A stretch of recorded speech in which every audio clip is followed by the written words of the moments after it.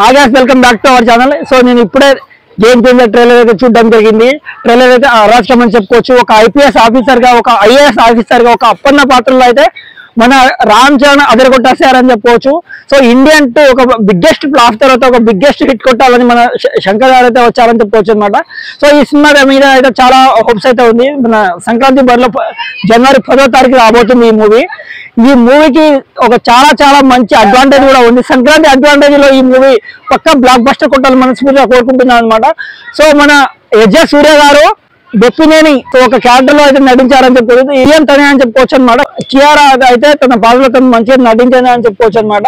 So trailer అయితే నాకు చాలా బాగా నచ్చింది. సో నాకు చాలా బాగా నచ్చింది ఇదే డైలాగ్ అని చెప్పుకోవచ్చు అనమాట.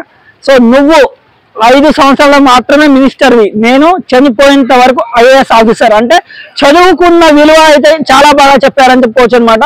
సో ఎవరు పడితే వాళ్ళు సీఎం అవుతారో లేదో తెలియాలి, కానీ ఐఏఎస్ ఆఫీసర్ అయితే కాలేరు అనమాట. చదివే అయితే అవ్వాలి అది.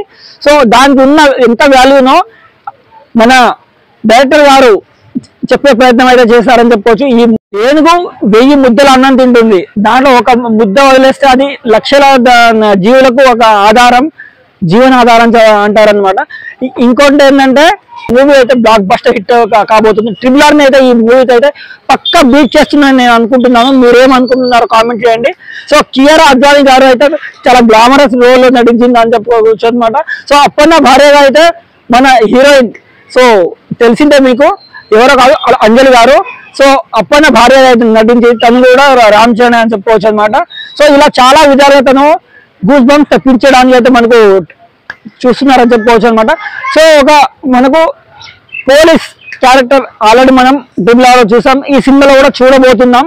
సో ఎంత మంచిగా ఫిట్ అవుతారో మనకు తెలిసిందే అనమాట. ద బిగ్గెస్ట్ బ్లాక్ బస్టర్ సంక్రాంతిలో సరైన మొగుడు, సంక్రాంతి అల్లుడు అని కూడా చెప్పుకోవచ్చు అనమాట. సో అలా ఈ సినిమా చాలా బాగా రాబోతుంది. మీకు ఎలా అనిపించిందో కూడా కామెంట్ చేయండి. ట్రైలర్ అయితే నాకు నచ్చింది, మీకు నచ్చిందా లేదో comment. Sunny of Narayana reviews.